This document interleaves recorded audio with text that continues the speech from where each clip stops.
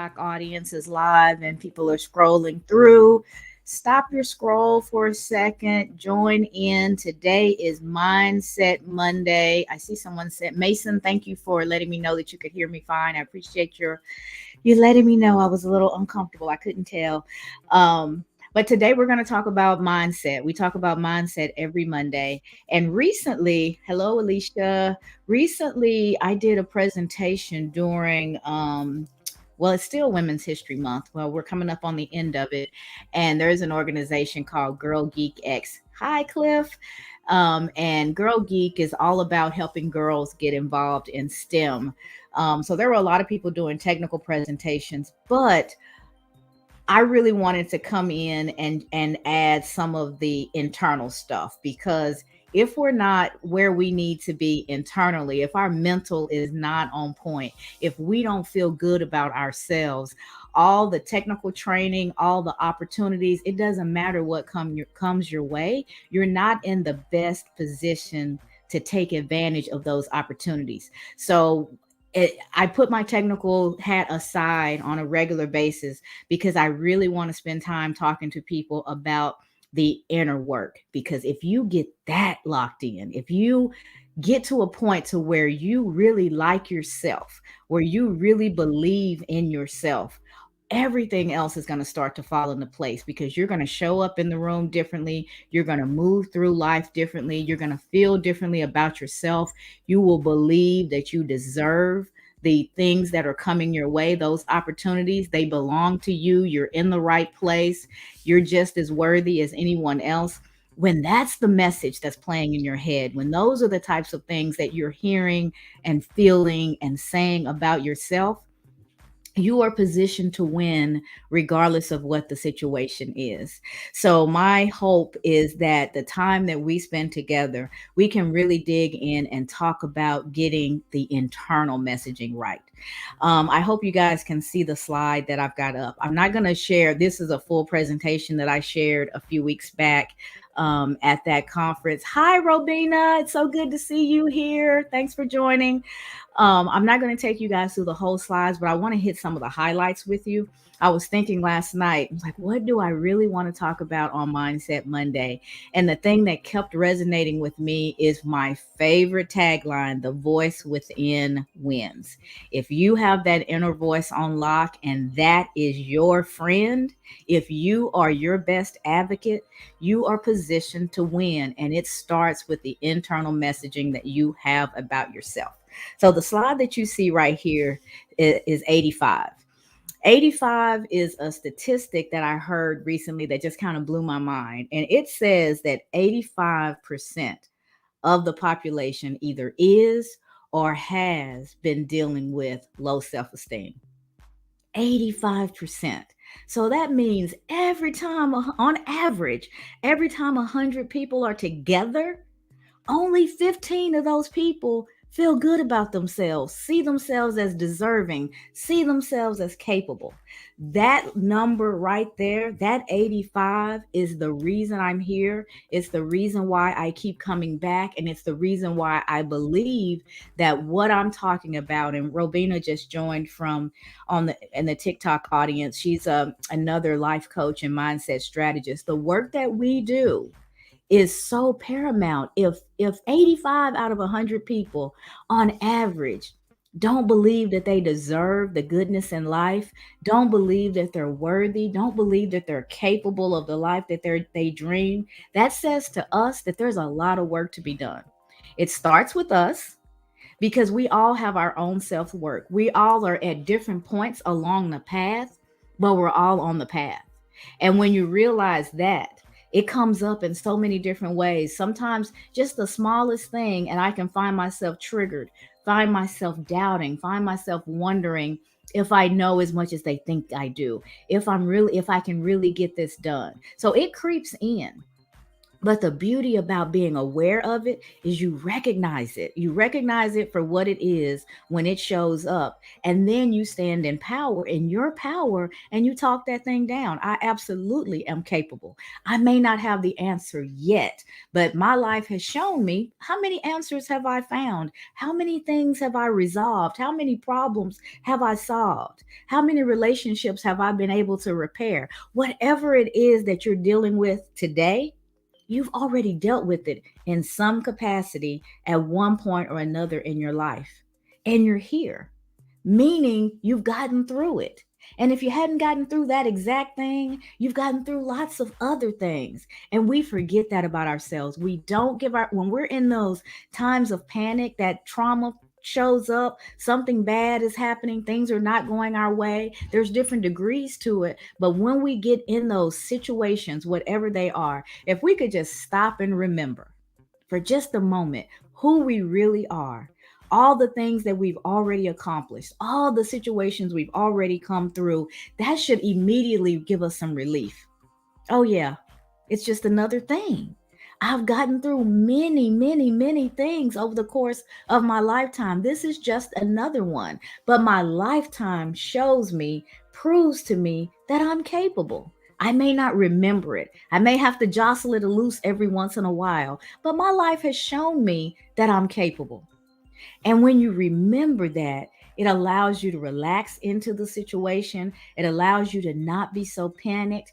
And it allows you to remember and focus on who you are and how far you've come. And when you're in that mindset, now you're in a position to start being strategic and thinking about what's the best thing for me to do to maneuver through this situation. What's the best thing for me to do to make things better? You don't think about making things better when you're just in an emotional state. You're just feeling, and that's all you can do is feel what you're feeling. Exactly, Jackie. Talk that thing down. And you can do it. You can talk it down once you recognize that it's reared its ugly head. We all have this tape that's playing inside of our head. And that tape is either consistently moving us towards our goals, or it is shackling us to our past and making it impossible for us to drag it forward. And it serves you so well to figure that out. What am I hearing? What am I saying? How am I feeling about me? What do I really think? Regardless of what I say out loud, what's the automatic messaging that plays when I'm honest about how I feel and what I think about myself? There's no right answer. There's no wrong answer. There's just the answer. And when you figure out what the answer is, then you're in a position to start to do something about it. And like Jacqueline said, talk that thing down. You can start to reframe that message and get to a point to where that message serves you instead of stands between you and the life that you desire. It's blocking your path, but you can clear it if you do the work. And in order to do the work, you've got to tap in to that inner voice. So you're not like the 85. It is my mission in life to move people one at a time from that 85 over to that 15. I want to see that 15 grow and that 85 shrink day by day by day, because more people are getting it. More people are realizing their value. More people are realizing that they're deserving and that they're capable. And when you come from that place where you really believe that, you attack things that come your way so much easier, so much differently. Trouble comes, but if you allow trouble to be like a wave, what do waves do? They ebb and flow, ebb and flow. And that's what our troubles are. They come, they wash over us. We feel the feelings, we experience it. We don't tell ourselves that we don't feel. We allow ourselves to feel. That's a part of our warning system. That's letting us know something's going on that I need to pay attention to. So our feelings have a purpose, but their purpose is not to stagnate us. Their purpose is not to stop us. Their purpose is not to beat us down and make us feel as if we're not capable or worthy. They're just to warn us that something's a little off somewhere. Maybe a boundary's been crossed. Maybe I'm in a situation or a relationship or whatever. I'm acting outside of my value system. Those things will trigger emotions and give you the opportunity to dig in and figure out what's going on. So honor your emotions, feel them, but let those situations be like waves. They wash over you, you experience them for what they are, and you take the lesson from them, and then you keep going. You don't want to have an anchor on when the water comes. What happens? You can't swim. You can't move. That anchor is taking you straight to the bottom. And now you've got trouble all around you. Everywhere you look, you just see more water. There's nothing else. You are drowning in that problem if you are focused only on the problem.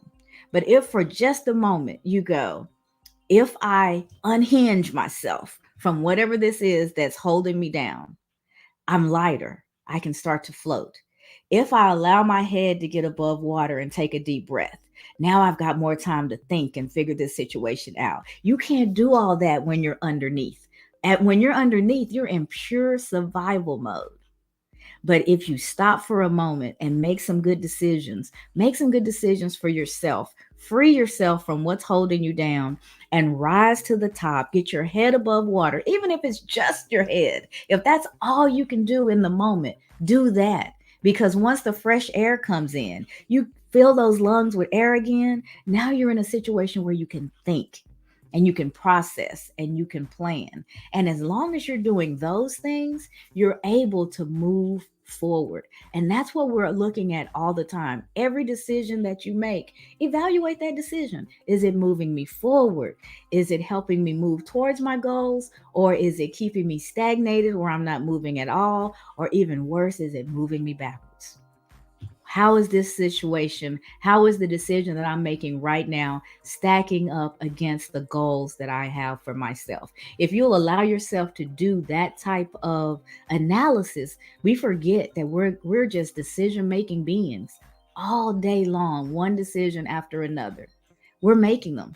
And a lot of them, we make them without even thinking about it. This live is about your inner voice and working with your inner critic and transforming that inner critic into your inner advocate so that you are moving in a way that gets you're not in your own way. You're not holding yourself back from the life that you desire. I saw someone on TikTok ask what the live was about.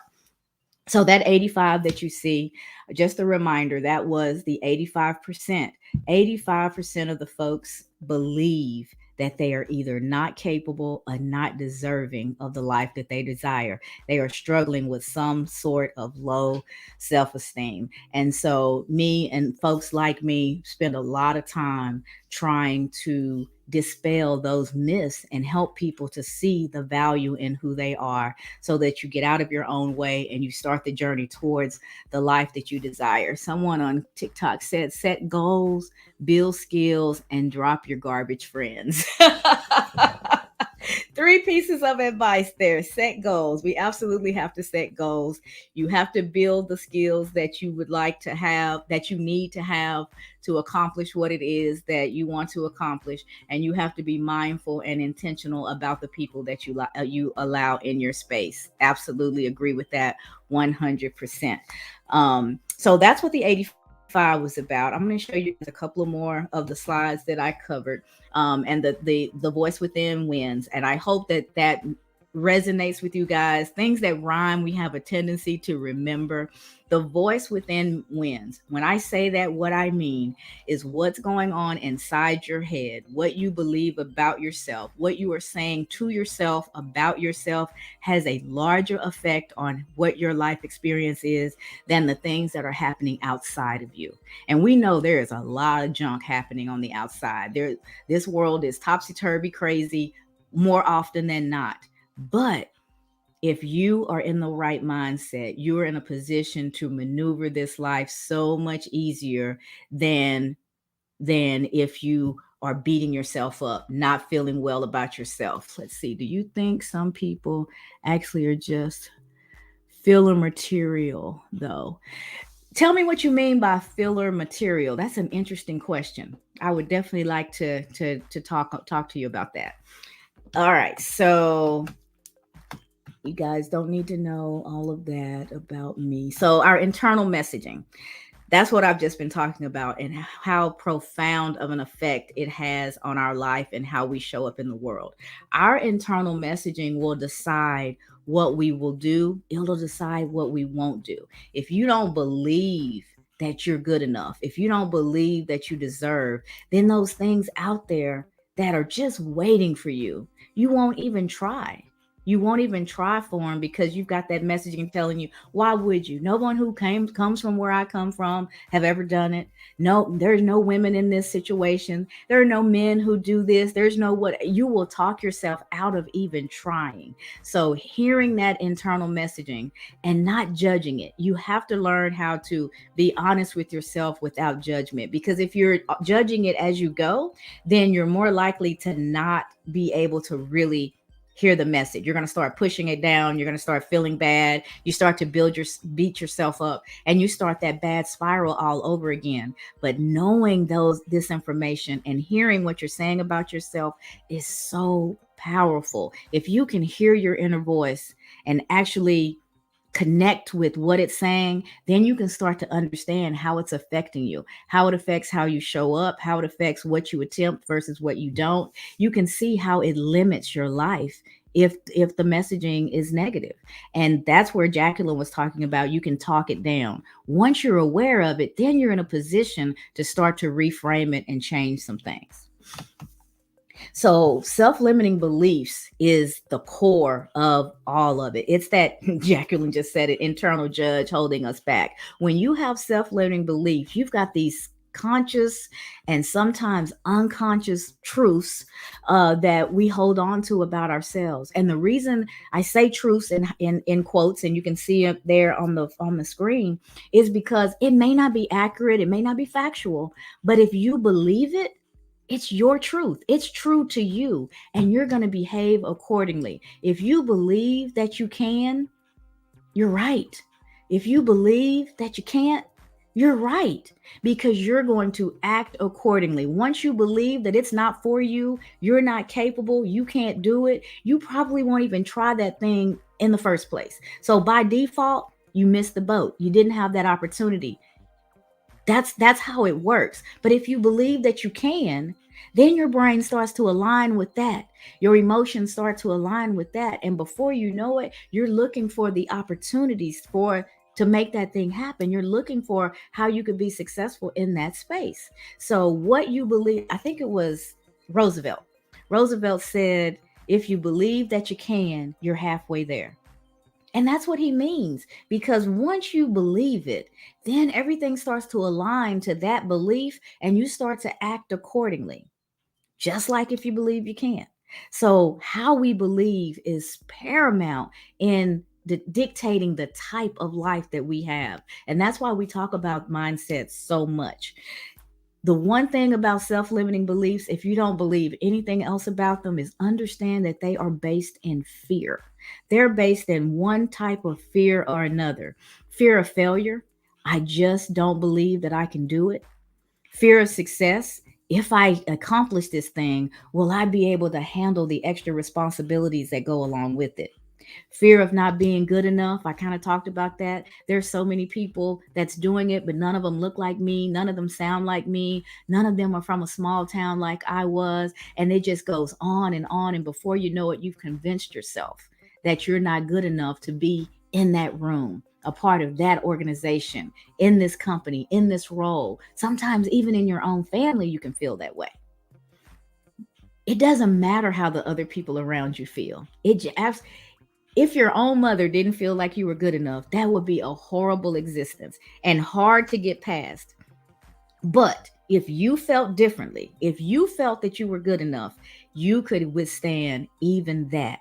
Look at the history of the world. Look at people from as far back as we can remember have been marginalized, have been held down, have slavery. One of the examples I think about quite a bit. If my ancestors believed what the law said at that time, if they believed that they were less than human, they weren't a whole person, if they believed that their only purpose was to take care of somebody else, if they believed that they were not worthy and that they did not deserve a better life, the world wouldn't have changed. We would still be a part of that system today. But regardless of what was happening outside, all those external inputs and all those things around them that told them those messages day in and day out, they were literally killed, separated from their families. All this bad stuff happened. If they acted other than what the law said, they still figured out a way because deep down they knew better. They knew that they were worthy of more. They deserved more. They were capable of more. And I'm sitting here because they believed that. I'm not in shackles. I don't have somebody telling me I absolutely must do this at this. I don't have that. And neither do you. Because people who were told so much harsher things than what we're dealing with right now didn't buy into the system, didn't believe it, and change the world for me. I never lose sight of that. I am my ancestors' wildest dreams. And I actually don't even believe that. I think I'm so far beyond. I don't think they could have even imagined the life that we have right now. Our lives are so big compared to what their situation was. And there's somebody looking at you right now going, if only I could have what she has. If only I could sing like that. If only I looked like that. If only I could have that job. Somebody's looking at you and you're the goal. You're the target. You're what they would love to be able to be. And I don't think we all realize that, but there's somebody looking at every one of us and going, "Wow, if only that could be me." And we're doing the same thing. We're looking at somebody else going, wow, if only. But the real thing is, if you can look at yourself and look in the mirror and go, wow, I may not be exactly where I'd like to be right now, but look how far I've come. I have a lifetime of accomplishments. They may not be the type that in me have me on a stage. My name may not be written in lights. People may not stand and applaud when I walk by, but I can look at my life and I can see what I've done. Regardless of where I started, I can see the accomplishments, I can see the evolution, and allow that to give you hope, allow that to build your confidence, allow that to prepare you for the next time something goes off the rails. You've got your history to remind you that you're going to be okay. You are absolutely capable of getting through it, and you absolutely deserve the best that this world has to offer. If you don't believe that, there's some work to be done. There's some internal work to be done. You need to tap in. You need to figure out what it's going to take for you to reframe that message and move forward with your life, because the opportunities could be handed to you on a silver platter. And if you don't believe that you deserve it, you won't make of it what it could be. You'll miss it. And that's what I don't want to happen. I want you to see who you are. When you look in the mirror, you want to go, there she is. She did it again. She got up despite the weekend that she had, despite how exhausted that she is. She's up and she's getting it done again. And you need to feel that way about yourself. You need to have that kind of rah rah and cheer yourself on, because this life isn't easy. We all face what we have to face. But if we get up and we keep putting one foot in front of the other, the least we could do is add a girl. High five ourselves. Be a little encouraging to ourselves. There's a gospel song that says sometimes you have to encourage yourself, because you can't count on this external stuff. I can't count on the cheer of the crowd. When it happens, it's like, oh my God, yay. Sometimes I get little notes from people thanking me for something that I said, and it floors me every time. It's magnificent. It feels so good. But if I only showed up when that happened, I wouldn't be here very often. That's not the goal. That's the encouragement that can help keep going. But the goal is to know what's important to you, know what your values are, know what you want to do with your life, and then do the work to make that happen. And that's what we talk about every day, is clearing your path, clearing your mind, rewriting that messaging so that you're in a position to live the life that you desire. And only you can determine what that is. It has to be the life that you really desire. All right, let me see. The only other thing I was going to show you guys, I think, is if your self limiting beliefs hang around long enough, they morph into self limiting behaviors. And that can show up in all kinds of ways. One of the things that I personally experienced in my career is known as imposter syndrome. And when you have imposter syndrome, you are probably very high functioning, high achieving, doing really well. However, you can't see it. You don't understand why. You feel like at any moment the other shoe's going to drop, and they're going to figure out that you don't know as much as they think you do. You literally feel like an imposter.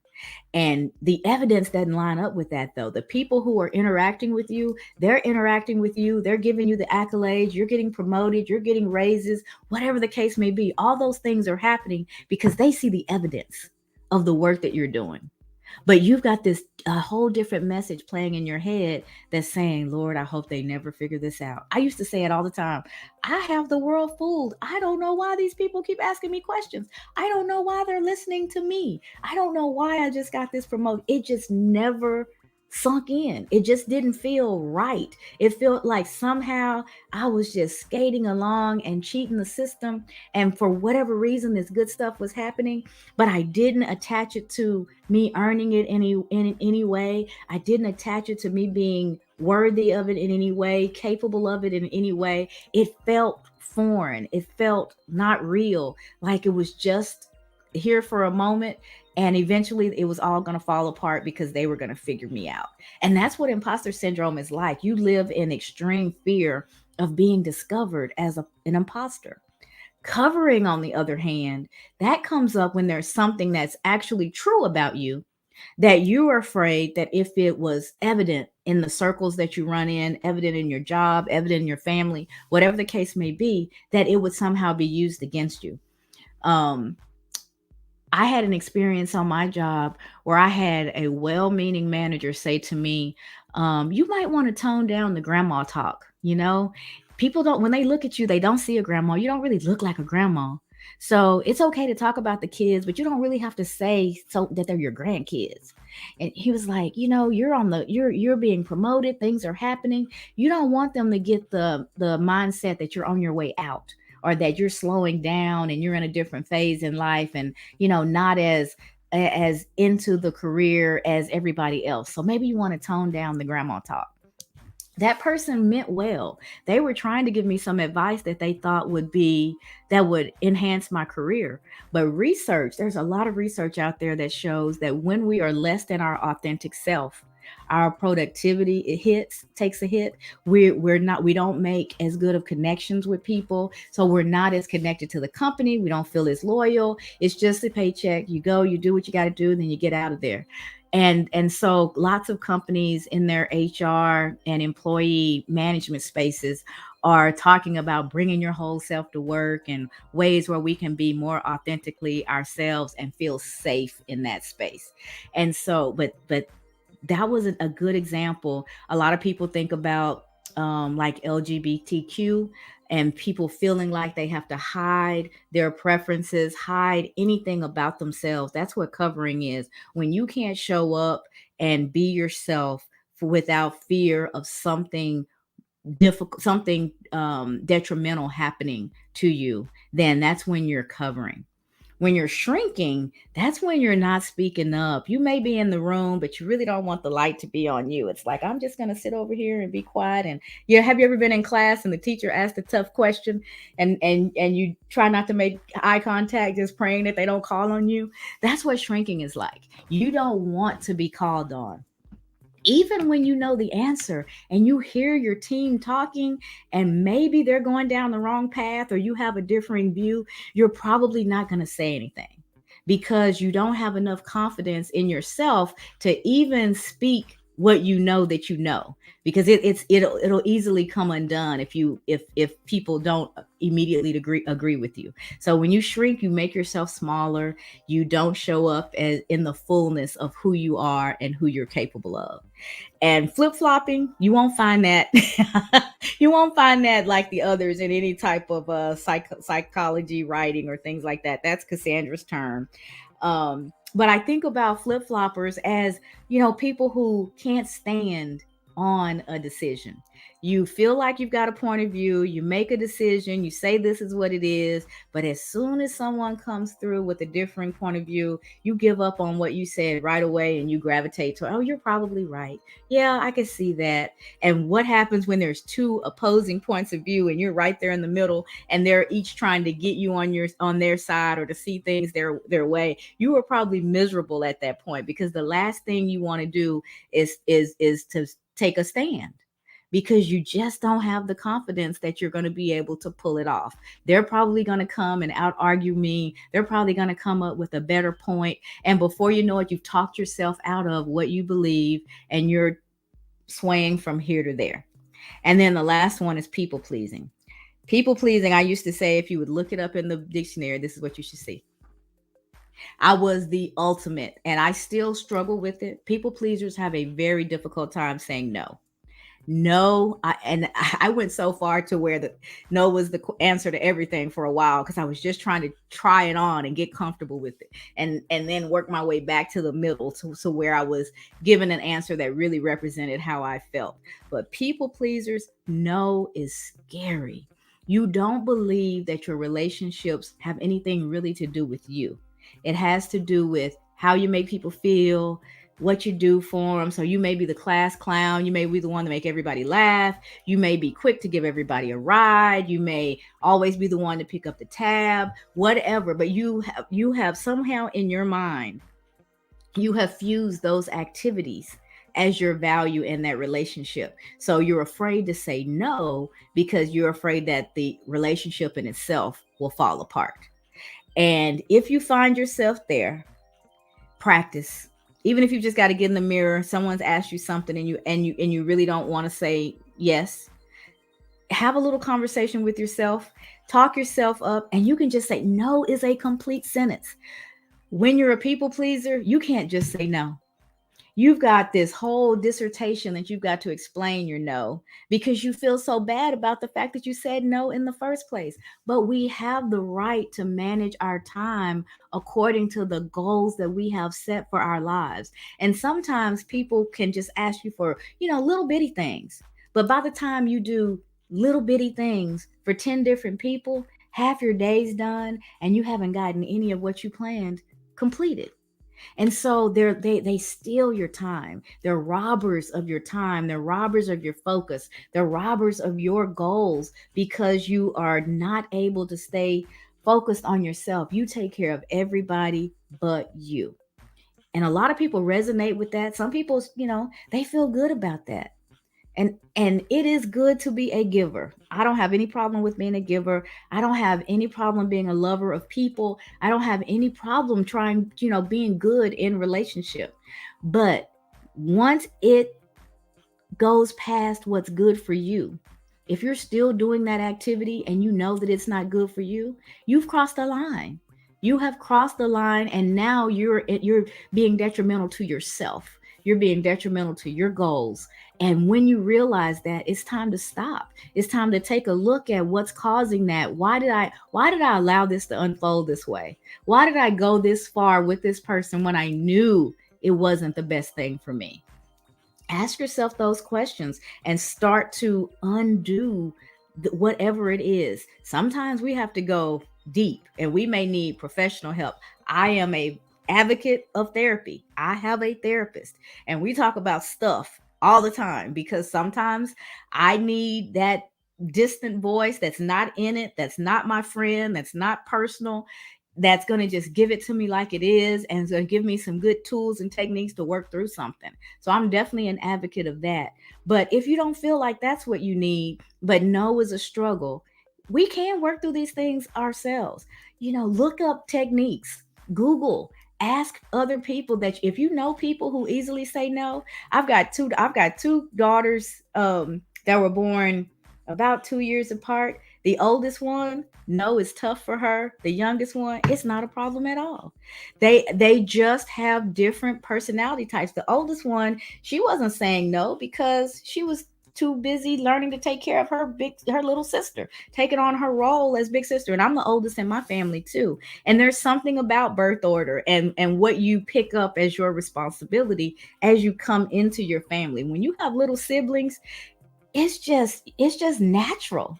You move from your baby dolls to taking care of your little brothers and sisters, even if you don't have to physically take care of them. I'm not saying that you have to you're a substitute parent, but there's just this thing. I'd fight for my siblings before I'd fight for myself. And I don't mean a physical fight. I'm a lover, not a fighter. So I don't mean that, but I'm just saying, if I'm going to stand up for somebody, immediately, if I feel like somebody is doing something to my family members, I'm ready. But I'll let it just fly by when it's me. Take the L. And I had to start realizing these things about myself and cleaning up some of that stuff and finding my value and figuring out why I didn't take care of myself better. Because when you're people pleasing, understand that you are not taking care of yourself. You're giving yourself away to the point that it hurts. And it shouldn't hurt. If it hurts, you've gone too far. And you've got to reel it back. Sometimes it's tough in relationships because people are accustomed to you moving how you've moved with them forever. Cliff says setting limits and boundaries. Absolutely. They're important. You have to set limits, you have to set boundaries. And then you have to realize that once you've set them, you can't control whether or not the people on the other side are actually going to honor them. But you have to care about yourself so much that you honor them for you. And that may mean reinstating, reminding those people about your boundaries. And if they still won't honor them, you may have to step away from some relationships because you're not being respected by those people. Those are the types of things that when you're aware and when you're tapped in and when you're taking care of yourself, that those are the types of decisions that you can make. You're just not living on autopilot, taking what comes and making the best of it. When you're on an airplane, what do they say? Secure yourself first. Put the oxygen mask on yourself first, and then everybody else, including your kids. You're supposed to put it on yourself first, because if you don't secure yourself before you even get it on your kid, you may pass out. You may not be able to perform. So you want to show up as the best version of yourself in every situation, right?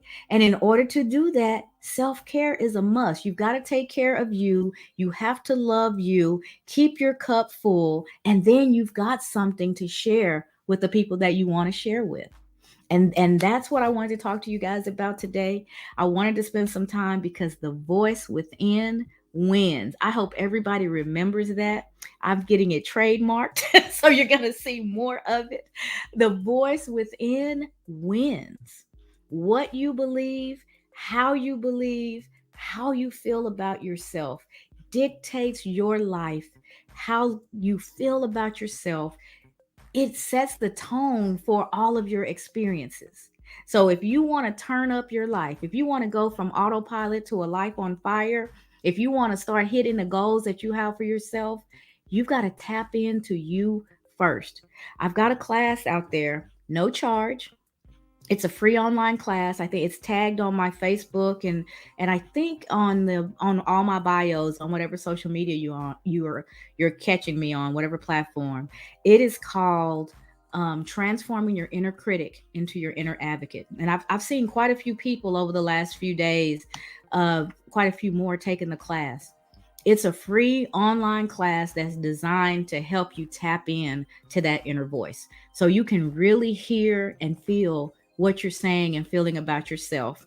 And then I've got some tips and techniques in it to help you to once you find something that you're saying or feeling that's not right, that's holding you back instead of moving you forward, then you've got some space within that class to start to practice rewriting that. And what you do with it so that you change the tape that's automatically playing in your head to get to a healthier place that's going to be more supportive. So anybody who, if you can't find it, DM me. I'll get the link to you. And I'm also, let me show you guys this really quickly. Let's see this. So this is probably hard to see, but this is a PDF that I created for a while back, called 5 Ways to Subdue Your Inner Critic. I'm going to attach this on all the social media as well. It's just 5 steps that kind of help you quickly understand how you connect with your inner critic, hear it, realize what it's doing to you, for you, or against you, and then do the work to start to reframe it. So it goes well with the class because it's just a little short reminder that you can keep on your laptop, or you can print it out and hang it somewhere. But I really encourage you to take that class because that's going to help you really make your way through the concepts that we talk about all the time, and help you start to do the work. All right. So it's almost time for me to get back to work. So I'm going to end the live now, but I want to thank you guys so much for joining. Again, I'm Cassandra Terry, your M3, your manifesting miracle maker.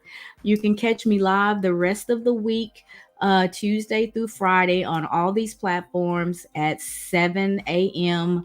Facebook, YouTube, TikTok, and Instagram. I'll be on all of those at 7 a.m. Central. If you are catching the replay, please hashtag replay and leave your comments, and I will respond just as quickly as I can get back online and do so. You guys, please like and share.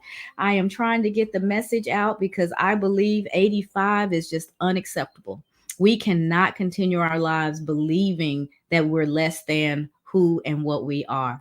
We've got to shrink that 85, move that 15 up. We want to join them in the 15. We want to know who we are. We want to know that we're deserving, and we want to live a life that actually shows that. What does my shirt say? Becoming the best version of myself, the greatest version of myself. That's what it's all about, guys. That is what it's all about. And we all have the ability to do that.